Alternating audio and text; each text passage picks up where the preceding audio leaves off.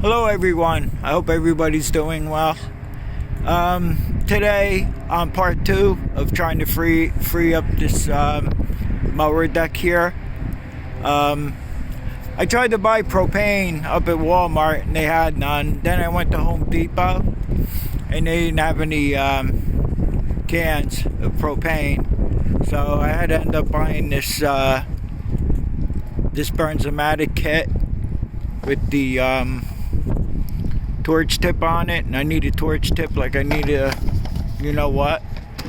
So what I'm going to do today is I'm going to take out the grease fitting, and then there was that nut and bolt. I'm going to take that out, and I'm going to heat this area up over here with the torch.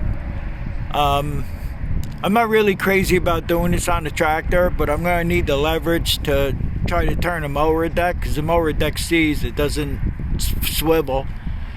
So I want to start there. And if you saw on part 1 the binding that it has, I mean, when I had this section out here, when I took it apart, I spun the blade. That's really free and loose, but the problem is in here. And I tried to find a video on this. Usually I try to figure everything out on my own, but unfortunately I couldn't find a video on how to free this up. So I'm just going to take the torch and the propane torch. If I was going to use the oxyacetylene, I would never do it with it on the tractor. I really don't want to do it on the tractor as it is, but I'm going to see how it goes. And today happens to be a little windy, so if worse comes to worse, I'll just nose it into the shed over here, and I'll try to work on it that way. And I have water and the fire extinguisher on hand just in case. So I'm going to begin by, like I said, taking the grease fitting out. I'll take that nut and bolt out.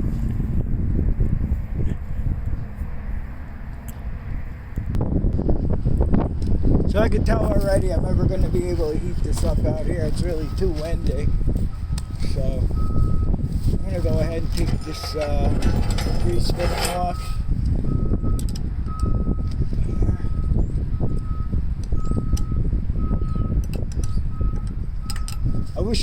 I shot some grease in it. I wish I never did that yet. But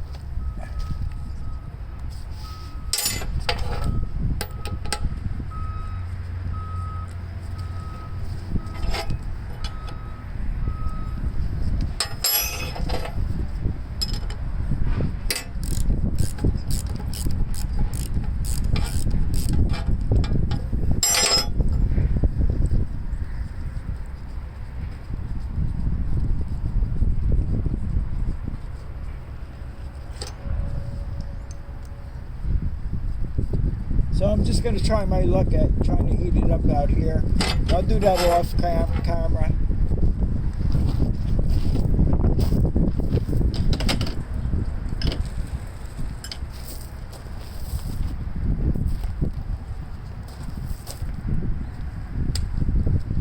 I'll be back with you guys soon.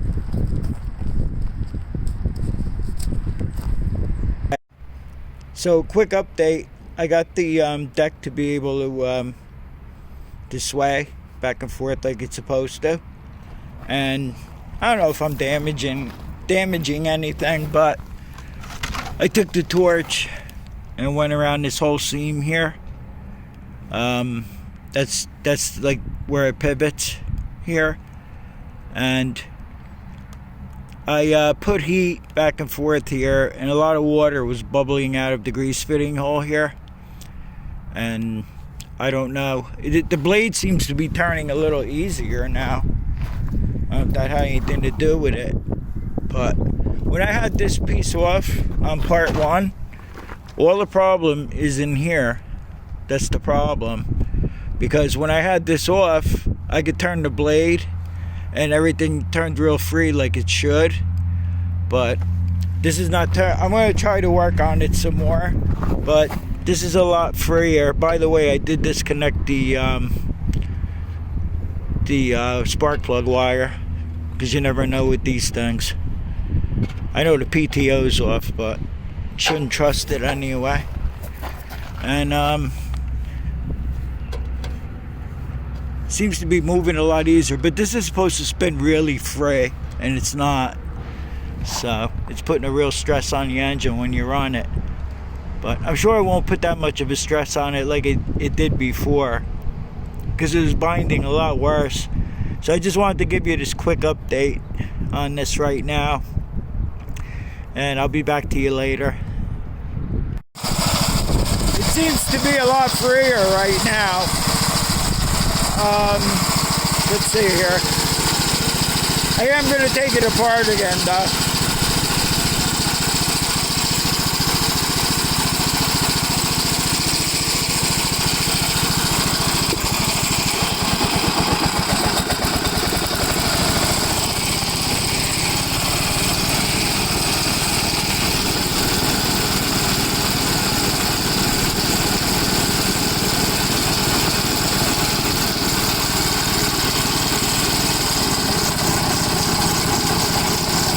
That's high gear.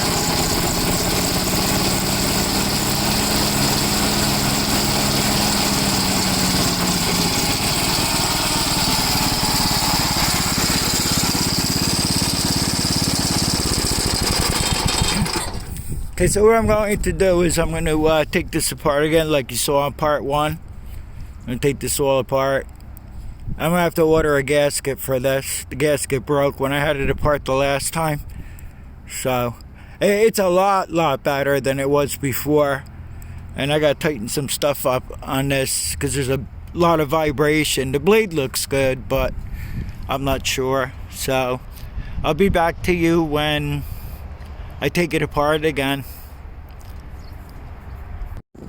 I took it all back apart again, and I'm pretty sure it's this bearing here, and this is the part that goes into the tractor. And if you remember, the 62 Gravely that I got the mower deck on had a lot of water in the crankcase, and I'm sure all the condensation and water got into this bearing here. So I'm thinking that this is the biggest problem here. Although after the work I did before, when I was heating this up and everything, and I got all the old grease out of here, which the grease I don't think has anything to do with the way the bearing works or anything. I think this is supplied by the motor oil. And although I did get this to turn now when I put this other piece on there, and it turns. I couldn't turn it before, but it is still binding. So I'm breaking out the heavy artillery today, and I'm going to be making the 50-50 mix. 50% acetone, 50% transmission fluid. I do have some left in here. It's about 1.5 years old, but I'm going to dump this out into the drain oil bucket and make a new batch. And I saw this on Steve's Small Engine Repair, or Steve's Small Engine Saloon rather, and I used it. I've been using it. It works really good. I used it when I built one of these tractors. I don't remember which one. And if you want to check out his channel, if you're not already subscribed, if you don't know who he is, he has really good content. In fact, he's working on a 1976 Briggs & Stratton that he took off a rototiller, and it hasn't ran in years, and it was seized, and he has a series on that right now. I think he's up to part 2 or 3 in the series. So if you want to check out Steve's Small Engine Saloon, yeah, he's really good. So this was a great idea. So I'm gonna mix up a batch of this right now. I'm gonna start spraying it, and I think that's gonna loosen it up pretty good.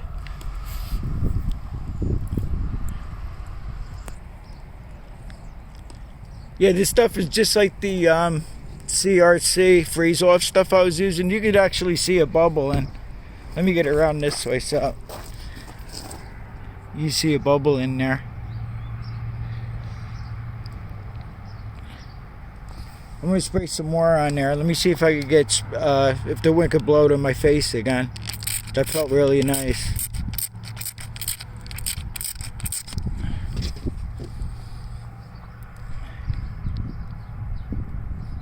So you can see this stuff working. So yeah, that's it for now. I just wanted to show you that. I'll be back again soon. Okay, so I have it all put back together again, and I filled up the gearbox with 90 weight gear lube. I filled it back up. I drained the stuff that I put in it the last time. I drained it all out, put fresh back in. And I also greased this grease fitting here. Now, I know this needs to be rebuilt. You know, that's the right way to actually do it. It did loosen up more, even more right now. And I have to draw the line with this somewhere. You know, I put a lot of time and stuff into building the Gravely that the mower deck is going on here, which, by the way, the oil leak is gone completely after I put the crank seal and the gasket on the oil pump housing. It's fine, no drips, hasn't been any problem with that, and it regained the oil pressure, you know, on that video you saw, by tilting the handlebars all the way down. So that part of it is fine now. I had to end up putting this mower deck back on my 1961 Postal Edition Gravely here because I'm having trouble with this remote PTO, which I hate. I can't stand these. I really, it's not. It clicks off, but it's not clicking in. And I know it's hitting the battery box here, but I think it's something in the shipper shaft because it was okay. And with all that vibration that it was having when I had the mower deck on there, it kept slipping out of gear, and it's not clicking in the gear good. I know I have more shipper shafts. I just have to find them. They're in the back where the Gravely parts department is here. And for everybody, all my friends in the US and the UK, if you never saw one of these, this is these were issued, you know, sold to the United States Post Office, and that's why it's painted all yellow. And the attachments, if it had the mower deck, that was yellow, plow, whatever attachments were on it. Everything is marked on here, like throttle, your high and low gear. I got the sun in my eyes, but I think you could see it. And emergency shut off. You can shut the engine off by this, but it also came with, well, a lot of the newer Gravely's did, but I think they specially put this kill switch button on here to shut it off, which I like that. I did away with it on this one and this one. I just did away with it. It's just easy enough to shut it off, but I guess they did it for safety reasons on this. That's why 1961 Gravely has it. And what else? Oh yeah, also, yeah, I know the Navy has them. They're all white. The Army has them. They're green. I think the Marine Corps has them. I'm not really sure though, and I think they're blue. But I just wanted to let you guys know that I would like to collect like a Navy one, and an Army one would be cool to have. But I don't know if I'll ever come across them.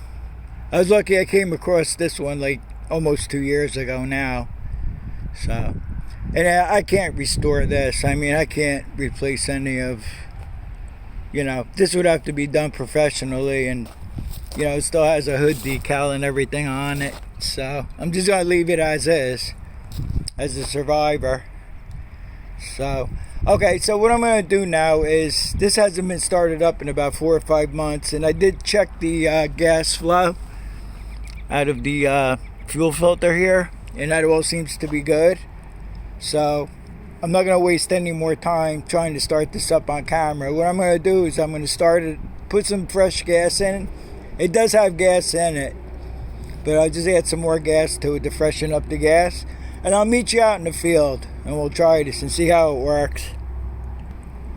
The Postal Gravely ended up not starting up, so in between this video I made a video about what I had to do to get it running again. it seems to be doing pretty well. I even have it in high gear right now. It loosened up quite a bit overnight, I guess. And already the grass and everything's growing here, and I haven't even begun to do the spring cleanup around here. So I think I'm going to try to run it across the grass over here a little bit too. Like I said, it's in high gear and it's running good. It's doing a lot better than it did. I'm going to tell Trey Driver when he picks it up to bring it to his showroom. I don't know what his intentions are. I don't know whether he wants to just keep it in the showroom and not use it at all, or if he does want to use it, he'll have to have one of his mechanics rebuild that vertical shaft on it. That's about it. There's nothing more to say about it. On the next video, I'm going to prep it up. I'm going to prime it and paint it orange, like I said, to go on the 69 modified Gravely that he's going to be taking. So let's see how this thing works. I'm just going to make a little pass over here, just a short distance. And thanks for watching, everybody. And I'll see you guys on the next one, and stay well.